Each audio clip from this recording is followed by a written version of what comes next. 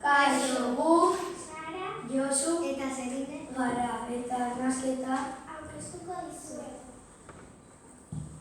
Arnasketa. Arnasketa arnas aparatuan gertatzen da. Arnas aparatuan atal hauek ditu, arnasbideak eta birikak. oxigenoa.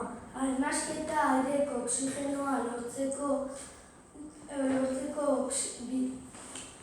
bidea ematen duen bidea prozesua da. Arnasketaren atala.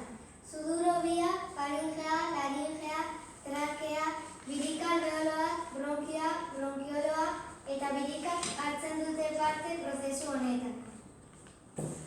Zelula arnasketa. Zelula arnasketa zeluletan gertatzen da eta oxigenoa mantenugaiekin konbinatzen datza. Prozesu horri esker energia lortzen dugu. Arnasgore eta arnaspera. Arnasketa egituraren bidez arnasa hartzen dugu.